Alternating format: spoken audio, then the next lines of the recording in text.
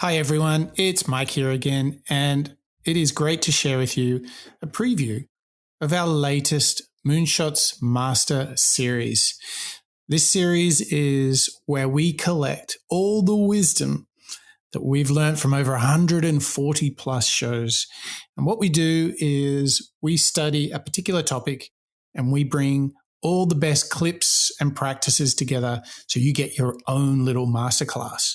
And what you'll get in each of the Moonshots Master series is a show dedicated to your personal transformation, or perhaps to problem solving, decision making, thinking better, all that kind of good stuff.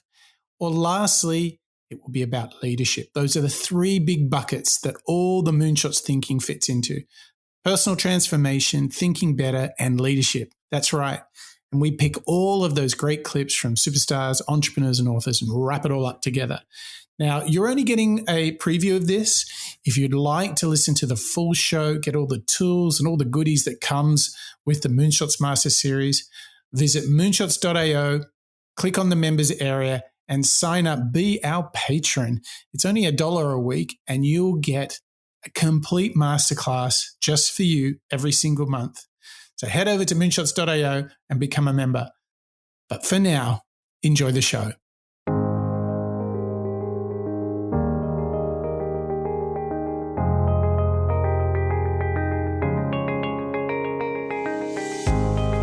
And welcome to the Moonshots Master Series. It's episode 10. I'm your co-host, Mike Parsons, and as always, I'm joined by the man with a plan himself, Mr. Mark Pearson-Freeland. Good morning, Mark. Hey, good morning, Mike. What an episode 10, a big moment to celebrate within the Master Series that we're bringing to our members and subscribers today.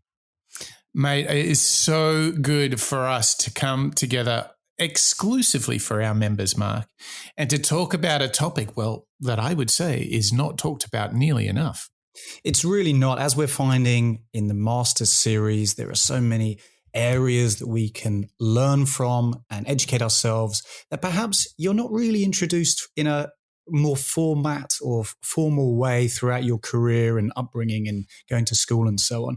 And today, Mike, is no exception. We are digging into a leadership topic of managing people, perhaps one of the most important skills you can have when you're thinking about being a leader within a business. Yeah. And, the funny thing is that so many of the problems we encounter in work in the end are people issues. And it's ironic how little companies allocate time to train, learn, improve how we manage people, yet so much of our problems come back to managing people. And I feel like today is a chance for us to dig into some all-time classic thinkers, the Sineks, the Tony Robbins, the Steve Jobs. Oh my gosh, Mark, we even have somebody we need to dedicate more time to, which is Seth Godin. We've got some new Moonshots superstars, one of those being Brendon Burchard. So, Mark, there's so much inside of this topic. I mean, we're going to go across quite a lot of territory as well. We're going to do a bit of inspiration, right? And then after we do a bit of inspiration on a master series, where do we tend to go after that? We then get into the real details about understanding the value of what being a good manager of people really is. And like you say, we're going to get into Burchard with Godin and Sinek. We've got a great reading list to go along with each of these parts. But Mike, it doesn't even stop there, does it? Because part 3 is really where we get into how to make a difference day to day, isn't it? Yeah. And I think so much of being better as an individual, be it at home or in the office, or I think in 2022, those things might be the same place. Yeah. So when you're working, when you're living life and trying to be the best version of yourself, putting things into practice, building the habits of working well with people, regardless of the nature of the relationship, top down, bottom up, left to right, it doesn't matter. At some point, we're always finding ourselves as the leader. Other times we're a team member. This show is for all of us. This is for everyone who wants to be better at working with people, managing people, working for people, it's all good people stuff in this show today, isn't it, Mark? Yep, it's a real comprehensive look at this pretty big topic of managing people, which, like we say, is not something that we all get taught from day one. And invariably throughout most of our careers, there are going to be times where perhaps, maybe not always, but perhaps you're working with an individual and you think, oh, you know what, they could be managing this a little bit better. Maybe they've been thrust into that limelight, maybe a little bit too quick. Maybe they need to benefit from a little bit of education. So for all of our members and subscribers, I think what you and I, Mike, both invite our listeners today is to absorb all of these different tips, tricks, frameworks, pieces of inspiration, and therefore go out and try and be that best version of ourselves. And I tell you what, if life is a team sport, Moonshots is a team sport too, isn't it, Mark? Yeah, we have so many moonshotters. Maybe we should call them astronauts. I'm not sure. There's so many members and subscribers who are joining you and I and the Moonshots team every single week, Mike. So as Judy calls, I'm going to do a quick round the table introduction and welcome to all of our members on Patreon. Please welcome Bob, Niles, John and Terry, Niall, Marjolin, Ken Dietmar, Tom, Mark, Marjan, Connor, Rodrigo, Yasmin, Daniela. I'm only halfway through.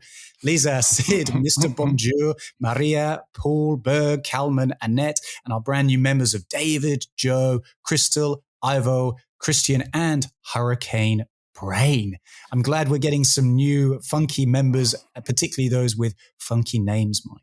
I tell you what, Mr. Bonjour must be feeling, so sad that he's been surpassed by, Hurricane Brain. Oh my gosh, it brings such a vivid, such a rich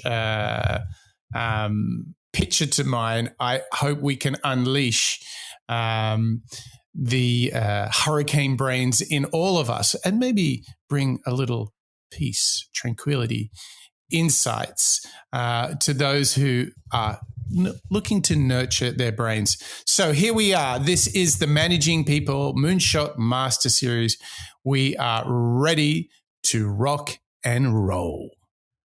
Yep, that's right, Mike. So now let's hear from our first clip, Simon Sinek, a Moonshots Master individual, if I can say so myself, who really helps inspire you and I, our members and our subscribers, into thinking how not to manage people. My first job out of college, I had a boss who believed it was appropriate to berate people to get the most out of them. And I remember, this is a true story, I actually sat down with her. We used to have these sort of monthly career updates, and she literally said to me, "You have no talent," quote unquote. And I went, "None?" And she said, "None," And the good news was I thought that was funny. Because you can't have none. Like if you told me I only could do one thing, that actually probably would have hurt more, but nothing, nothing. And so I really paid attention as to how she managed, and the rest of my career did the complete opposite. So, yeah. Give me an example. I think that pointing out people's strengths is a lot better than telling them they have no talent. Also, she had this belief that if you don't look harried and insane, then you're not working hard. So I remember pretending that I was like stressed out, because if I sauntered down the hallway and said hi to people, she thought I was doing nothing. Right. So I started pretending. It's like, I can't talk. And that way she thought I was very busy and she left me alone. Yeah, honesty in management, treating people with respect, being honest about what they can and can't do, and committing yourself to helping people, not hurting people or pushing them down, has been more effective for me. Sometimes at work, it's not what's happening at work for a lot of stressed out managers, especially. It's what's happening outside of work. How do you try to figure out where the sources of the issue, maybe to cut past some of the challenges you face communicating? When I was entry level, having empathy for my boss didn't factor in, not knowing anything about sort of my place in the company, et cetera. But as I've grown up, I realized that the only motivation for any kind of confrontation, whether you're the one who's confronting someone because you feel that they have done something wrong, or whether you're confronting them because you feel that you've been wronged, the only motivation is empathy. And so even if someone is coming down on me hard or being unreasonable or being, I'm not perfect at it, but I've worked really hard to approach it with confronting them that they've hurt me or that I feel wronged, but immediately go into considering that maybe there's something that's bothering them. And that has proved to be really helpful. And we do it in life.